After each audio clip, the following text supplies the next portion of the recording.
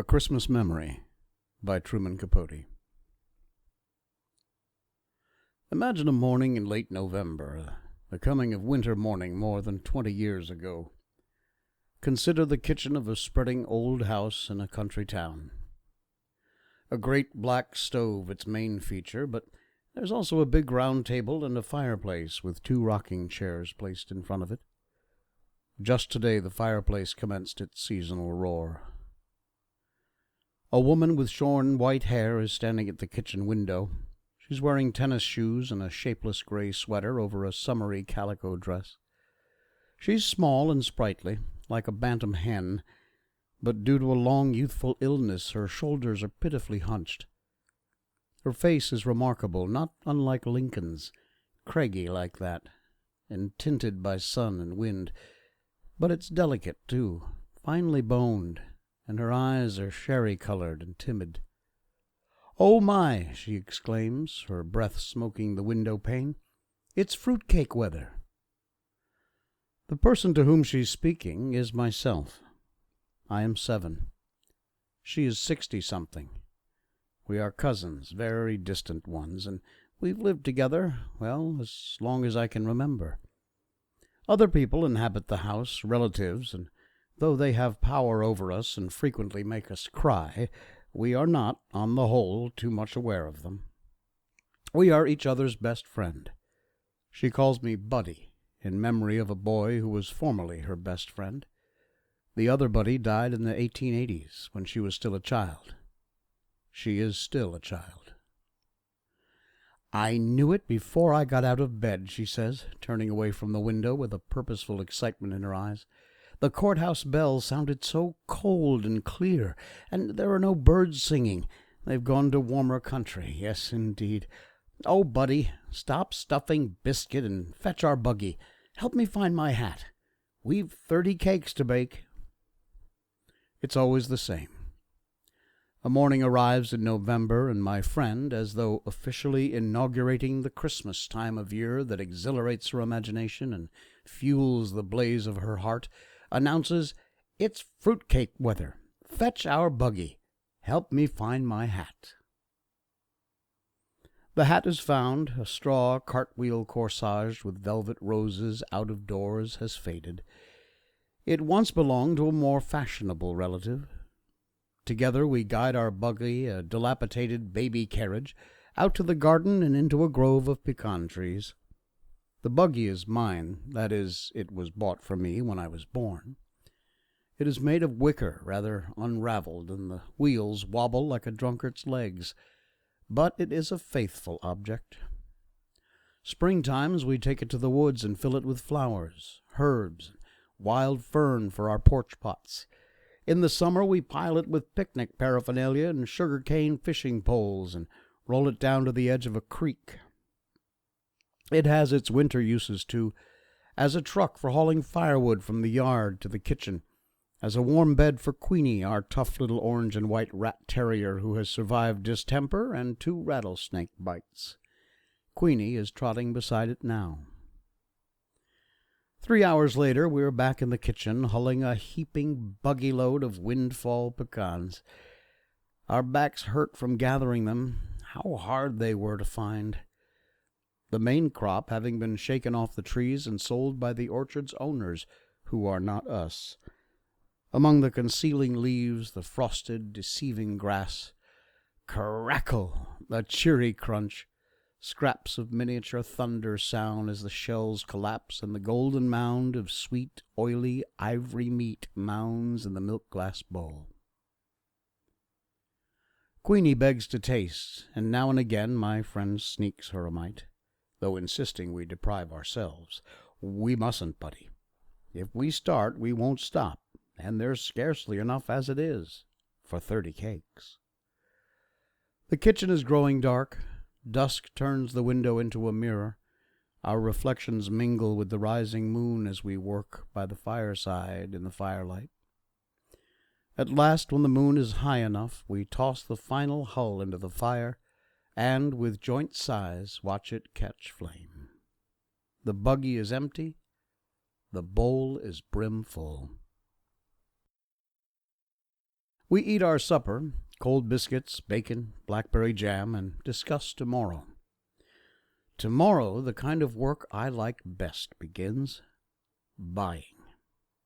Cherries and citron, ginger and vanilla and canned Hawaiian pineapple, rinds, raisins, walnuts, whiskey, and oh, so much flour, butter, so many eggs, spices, flavorings. Why, we'll need a pony to pull the buggy home.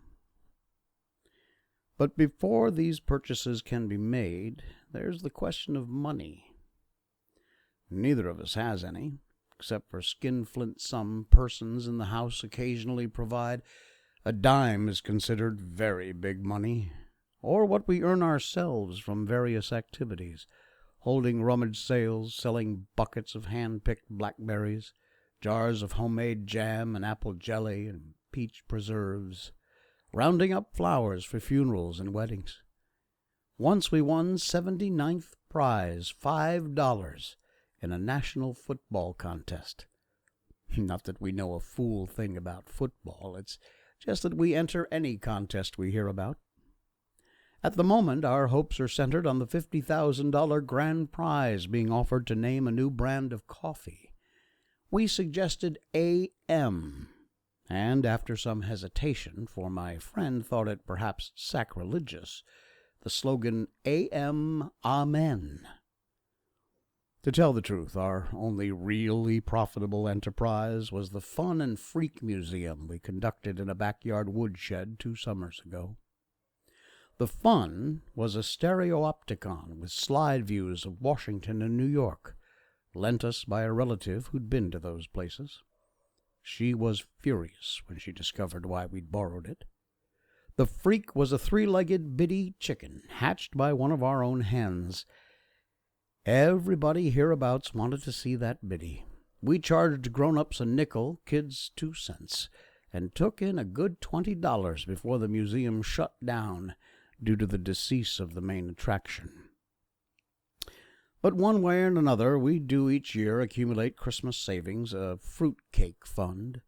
These monies we keep hidden in an ancient bead purse under a loose board, under the floor, under a chamber pot, under my friend's bed. The purse is seldom removed from its safe location except to make a deposit or, as happens every Saturday, a withdrawal. For on Saturdays I am allowed 10 cents to go to the picture show. My friend has never been to a picture show, nor does she intend to. I'd rather hear you tell the story, buddy. That way I can imagine it more. Besides, a person my age shouldn't squander their eyes. When the Lord comes, let me see him clear. In addition to never having seen a movie, she has never eaten in a restaurant, traveled more than 5 miles from home, received or sent a telegram, read anything except funny papers and the Bible, worn cosmetics, cursed, wished someone harm, told a lie on purpose, let a hungry dog go hungry. Here are a few things she has done. Does do. Killed with a hoe the biggest rattlesnake ever seen in this county. 16 rattles. Dip snuff, secretly. Tame hummingbirds, just try it, till they balance on her finger. Tell ghost stories, we both believe in ghosts. So tingling they chill you in July. Talk to herself, take walks in the rain, grow the prettiest japonicas in town, know the recipe for every sort of old-time Indian cure, including a magical wart remover. Now, with supper finished, we retire to the room in a faraway part of the house where my friend sleeps in a scrap quilt-covered iron bed painted rose pink, her favorite color. Silently wallowing in the pleasures of conspiracy, we take the bead purse from its secret place and spill its contents on the scrap quilt. Dollar bills, tightly rolled and green as May buds. Somber 50-cent pieces, heavy enough to weight a dead man's eyes. Lovely dimes, the liveliest coin, the one that really jingles. Nickels and quarters worn smooth as creek pebbles. But mostly a hateful heap of bitter-odored pennies. Last summer, others in the house contracted to pay us a penny for every 25 flies we killed. Oh, the carnage of August, the flies that flew to heaven. Yet it was not work in which we took pride. And as we sit counting pennies, it's as though we were back tabulating dead flies. Neither of us has a head for figures. We count slowly, lose track, start again. According to her calculations, we have $12.73. According to mine, exactly $13. I do hope you're wrong, buddy. We can't mess around with 13. The cakes will fall. Or put somebody in the cemetery. Why, I wouldn't dream of getting out of bed on the 13th. This is true. She always spends 13ths in bed. So, to be on the safe side, we subtract a penny and toss it out the window. Of the ingredients that go into our fruitcakes, whiskey is the most expensive as well as the hardest to obtain. State laws forbid its sale, but everybody knows you can buy a bottle from Mr. Ha-Ha Jones. And the next day, having completed our more prosaic shopping, we set out for Mr. Ha-Ha's business address. A sinful, to quote public opinion, fish fry and dancing cafe down by the river. We've been there before, and on the same errand, but in previous years our dealings have always been with Ha-Ha's wife, an iodine dark Indian woman with brassy, peroxided hair and a dead tired disposition. Actually, we've never laid eyes on her husband, although we've heard that he's an Indian too. A giant with razor scars across his cheeks. They call him Ha-Ha because he's so gloomy, a man who never laughs. And as we approach his cafe, a large log cabin festooned inside and out with chains of garish, gay, naked light bulbs, and standing by the river's muddy edge, under the shade of river trees where moss drifts through the branches like gray mist, our steps slow down. Even Queenie stops prancing and sticks close by. People have been murdered in Ha-Ha's cafe. Cut to pieces, hit on the head. There's a case coming up in court next month. Naturally, these goings-on happen at night, when the colored lights cast crazy patterns and the Victrola wails. In the daytime, Ha-Ha's is shabby and deserted. I knock at the door. Queenie barks. My friend calls, "Mrs. Ha-Ha, ma'am? Anyone to home?" Footsteps. The door opens. Our hearts overturn. It's Mr. Ha-Ha Jones himself, and he is a giant. He does have scars. He doesn't smile. No, he glowers at us through Satan-tilted eyes and demands to know, "What do you want with Ha-Ha?" For a moment, we're too paralyzed to tell. Presently, my friend half finds her voice, a whispery voice at best. "If you please, Mr. Ha-Ha, we'd like a quart of your finest whiskey." His eyes tilt more. Would you believe it? Ha-Ha is smiling. Laughing, too. "Which one of you is a drinking man?" "It's for making fruitcakes, Mr. Ha-Ha. Cooking." Now, this sobers him. He frowns. "That's no way to waste good whiskey." Nevertheless, he retreats into the shadowed cafe, and seconds later appears carrying a bottle of daisied yellow unlabeled liquor. He demonstrates its sparkle in the sunlight and says, $2. We pay him with nickels and dimes and pennies. Suddenly, as he jangles the coins in his hand like a fistful of dice, his face softens.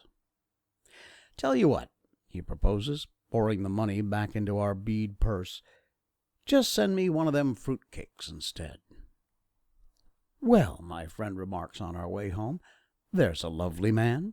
We'll put an extra cup of raisins in his cake." The black stove, stoked with coal and firewood, glows like a lighted pumpkin. Egg beaters whirl, spoons spin round in bowls of butter and sugar. Vanilla sweetens the air, ginger spices it.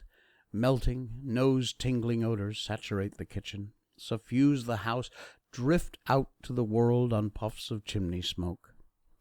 In 4 days our work is done. 31 cakes, dampened with whiskey, bask on window-sills and shelves. Who are they for? Friends. Not necessarily neighbor friends. Indeed, the larger share is intended for persons we've met maybe once, perhaps not at all. People who've struck our fancy. Like President Roosevelt. Like the Reverend and Mrs. J.C. Lucy, Baptist missionaries to Borneo who lectured here last winter. Or the little knife grinder who comes through town twice a year. Or Abner Packer, the driver of the 6 o'clock bus from Mobile, who exchanges waves with us every day as he passes in a dust cloud whoosh. Or the young Wistons, the California couple whose car one afternoon broke down outside the house, and who spent a pleasant hour chatting with us on the porch. Young Mr. Whiston snapped our picture, the only one we've ever had taken. It is because my friend is shy with everyone except strangers that these strangers and merest acquaintances seem to us our truest friends. I think yes. Also, the scrapbooks we keep of thank yous on White House stationery, time-to-time communications from California and Borneo, the knife grinder's penny postcards make us feel connected to events worlds beyond the kitchen, with its view of a sky that never stops. Now, a nude December fig branch grates against the window. Kitchen is empty, the cakes are gone. Yesterday we carted the last of them to the post office, where the cost of stamps turned our purse inside out. We're broke. That rather depresses me, but my friend insists on celebrating, with 2 inches of whiskey left in Ha-Ha's bottle. Queenie has a spoonful in a bowl of coffee. She likes her coffee chicory-flavored and strong. The rest we divide between a pair of jelly glasses. We're both quite awed at the prospect of drinking straight whiskey. The taste of it brings screwed-up expressions and sour shudders. But by and by we begin to sing, the 2 of us singing different songs simultaneously. I don't know the words to mine, just come on along, to the dark town strutter's ball, but I can dance. That's what I mean to be, a tap dancer in the movies. My dancing shadow rollicks on the walls. Our voices rock the chinaware. We giggle as if unseen hands were tickling us. Queenie rolls on her back, her paws plow the air. Something like a grin stretches her black lips. Inside myself I feel warm and sparkly as those crumbling logs. Carefree as the wind in the chimney. My friend waltzes round the stove, the hem of her poor calico skirt pinched between her fingers as though it were a party dress. "Show me the way to go home," she sings, her tennis shoes squeaking on the floor. Show me the way to go home. Enter 2 relatives, very angry, potent with eyes that scold and tongues that scald. Listen to what they have to say, the words tumbling together in a wrathful tune. "A child of 7, whiskey on his breath. Are you 2 out of your mind? Feeding a child of 7 must be loony. Road to ruination. Remember Cousin Kate, Uncle Charlie's brother-in-law? Shame, scandal, humiliation. Kneel, pray, beg the Lord." Queenie sneaks under the stove. My friend gazes at her shoes. Her chin quivers. She lifts her skirt and blows her nose and runs to her room.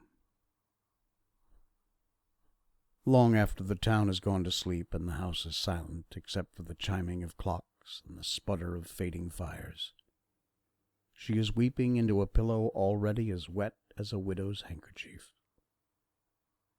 "Don't cry," I say, sitting at the bottom of her bed, and shivering despite my flannel nightgown that smells of last winter's cough syrup. Don't cry, I beg, teasing her toes, tickling her feet. You're too old for that. It's because, she hiccups, I am too old. Old and funny. Not funny. Fun. More fun than anybody.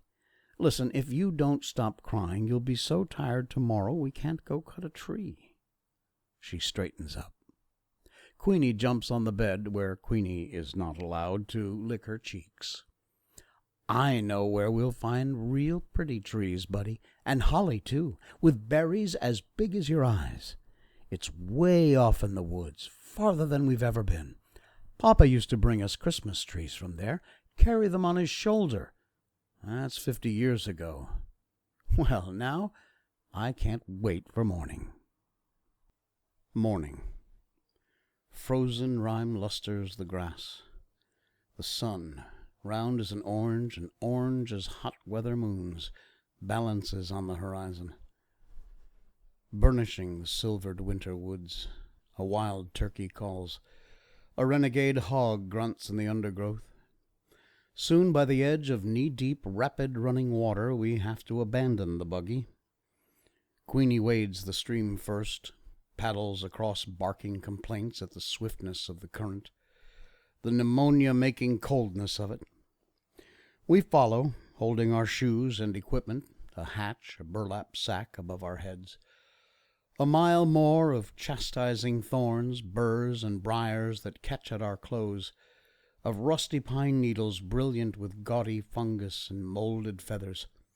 Here, there, a flash, a flutter, an ecstasy of shrilling reminding us that not all the birds have flown south. Always the path unwinds through lemony sun pools and pitch-black vine tunnels. Another creek to cross. A disturbed armada of speckled trout froths the water round us, and frogs the size of plates practice belly flops. Beaver workmen are building a dam. On the farther shore, Queenie shakes herself and trembles. My friend shivers too, not with cold but enthusiasm. One of her hat's ragged roses sheds a petal as she lifts her head and inhales the pine-heavy air. We're almost there. Can you smell it, buddy? She says, as though we were approaching an ocean. And indeed it is a kind of ocean. Scented acres of holiday trees, prickly-leafed holly, red berries shiny as Chinese bells. Black crows swoop upon them screaming. Having stuffed our burlap sacks with enough greenery and crimson to garland a dozen windows, we set about choosing a tree. It should be, muses my friend, twice as tall as a boy, so a boy can't steal the star. The one we pick is twice as tall as me. A brave, handsome brute that survives 30 hatchet strokes before it keels with a creaking, rending cry. Lugging it like a kill, we commence the long trek out. Every few yards we abandon the struggle, sit down and pant. But we have the strength of triumphant huntsmen. That and the tree's virile, icy perfume revive us, goad us on. Many compliments accompany our sunset return along the red clay road to town, but my friend is sly and non-committal when passers-by praise the treasure perched in our buggy. What a fine tree, and where did it come from? Yonder ways, she murmurs vaguely. Once a car stops, and the rich mill owner's lazy wife leans out the window and whines, "Give you 2 bits cash for that old tree." Ordinarily, my friend is afraid of saying no, but on this occasion she promptly shakes her head. "We wouldn't take $1. The mill owner's wife persists. $1 my foot, 50 cents. That's my last offer. Goodness, woman, you can get another. In answer, my friend gently reflects, "I doubt it. There's never 2 of anything." Home, Queenie slumps by the fire and sleeps till tomorrow, snoring loud as a human. A trunk in the attic contains a shoebox of ermine tales off the opera cape of a curious lady who once rented a room in the house. Coils of frazzled tinsel gone gold with age. One silver star, a brief rope of dilapidated, undoubtedly dangerous, candy-like light bulbs. Excellent decorations as far as they go, which isn't far enough. My friend wants our tree to blaze like a Baptist window, droop with weighty snows of ornament, but we can't afford the made-in-Japan splendors at the 5 and dime, so we do what we've always done. Sit for days at the kitchen table with scissors and crayons and stacks of colored paper. I make sketches and my friend cuts them out. Lots of cats, fish too, because they're easy to draw, some apples, some watermelons, a few winged angels devised from saved-up sheets of Hershey bar tinfoil. We use safety pins to attach these creations to the tree as a final touch. We sprinkle the branches with shredded cotton, picked in August for this purpose. My friend, surveying the effect, clasps her hands together. Now, honest, buddy, doesn't that look good enough to eat? Queenie tries to eat an angel. After weaving and ribboning holly wreaths for all the front windows, our next project is the fashioning of family gifts. Tie-dye scarves for the ladies. For the men, a home-brewed lemon and licorice and aspirin syrup to be taken at the first symptoms of a cold and after hunting. But when it comes time for making each other's gift, my friend and I separate to work secretly. I would like to buy her a pearl-handled knife, a radio, a whole pound of chocolate-covered cherries. We tasted some once. She always swears, I could live on them, buddy. Yes, Lord, I could. And that's not taking his name in vain. Instead, I am building her a kite. She would like to give me a bicycle. She's said so on several million occasions. If only I could, buddy. It's bad enough in life to do without something you want, but confound it, what gets my goat is not being able to give somebody something you want them to have. Only one of these days I will, buddy. Locate you a bike, don't ask how. Steal it, maybe. Instead, I'm fairly certain that she's building me a kite. Same as last year and the year before. The year before that, we exchanged slingshots, all of which is fine by me, for we are champion kite flyers who study the wind like sailors. My friend, more accomplished than I, can get a kite aloft when there isn't enough breeze to carry clouds. Christmas Eve afternoon, we scrape together a nickel and go to the butcher's to buy Queenie's traditional gift, a good gnawable beef bone. The bone wrapped in funny paper and placed high in the tree near the silver star. Queenie knows it's there. She squats at the foot of the tree, staring up in a trance of greed. When bedtime arrives, she refuses to budge. Her excitement is equaled by my own. I kick the covers and turn my pillow as though it were a scorching summer's night. Somewhere a rooster crows, falsely, for the sun is still on the other side of the world. Buddy, are you awake? It is my friend calling from her room, which is next to mine. And an instant later she is sitting on my bed holding a candle. Well, I can't sleep a hoot, she declares. My mind's jumping like a jackrabbit. Buddy, do you think Mrs. Roosevelt will serve our cake at dinner? We huddle in the bed. She squeezes my hand. I love you. Seems like your hand used to be so much smaller. I guess I hate to see you grow up. When you're grown up, will we still be friends? I say always. But I feel so bad, buddy. I wanted so bad to give you a bike. I tried to sell my Cameo Papa gave me. Buddy, she hesitates, as though embarrassed. I made you another kite. Then I confess that I made her one, too, and we laugh. The candle burns too short to hold. Out it goes, exposing the starlight. The stars spinning at the window like a visible caroling that slowly, slowly daybreak silences. Possibly we doze, but the beginnings of dawn splash us like cold water. We're up, wide-eyed and wandering while we wait for others to waken.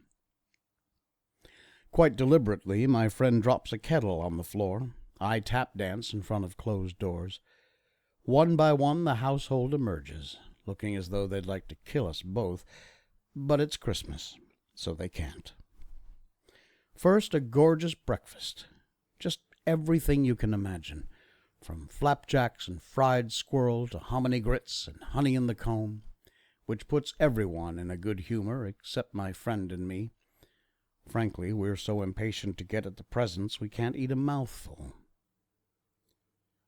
Well, I'm disappointed. Who wouldn't be? With socks, a Sunday school shirt, some handkerchiefs, a hand-me-down sweater, and a year's subscription to a religious magazine for children, The Little Shepherd. It makes me boil, it really does. My friend has a better haul. A sack of satsumas. That's her best present. She is proudest, however, of a white wool shawl knitted by her married sister. But she says her favorite gift is the kite I built her. And it is very beautiful, though not as beautiful as the one she made me, which is blue and scattered with gold and green good conduct stars. Moreover, my name is painted on it, Buddy. Buddy, the wind is blowing. The wind is blowing, and nothing will do till we've run to a pasture below the house where Queenie has scooted to bury her bone, and where, a winter hence, Queenie will be buried too. There, plunging through the healthy waist-high grass, we unreel our kites, feel them twitching at the string like skyfish as they swim into the wind. Satisfied, sun-warmed, we sprawl on the grass and peel satsumas and watch our kites cavort. Soon I forget the socks and hand-me-down sweater. I'm as happy as if we'd already won the $50,000 grand prize in that coffee naming contest. My, how foolish I am, my friend cries, suddenly alert, like a woman remembering too late she has biscuits in the oven. You know what I've always thought?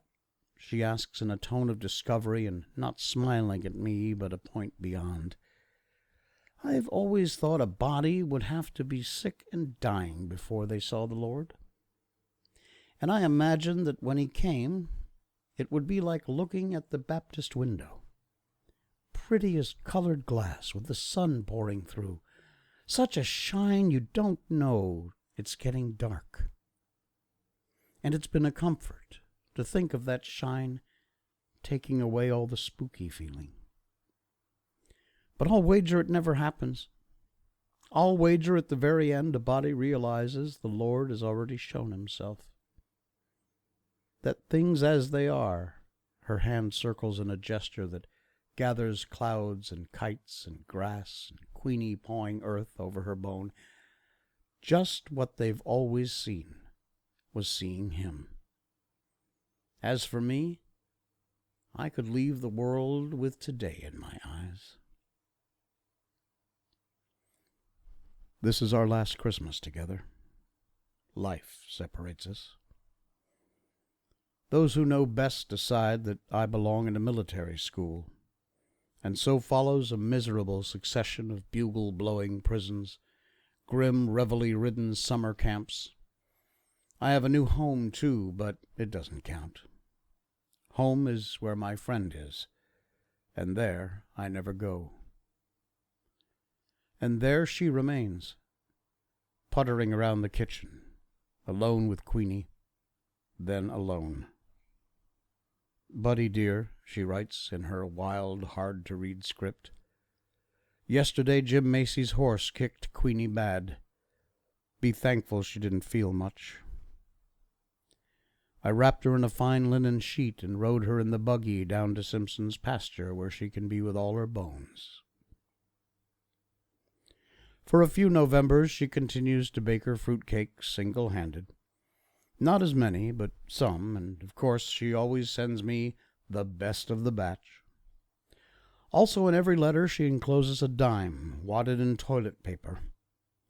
See a picture show, and write me the story.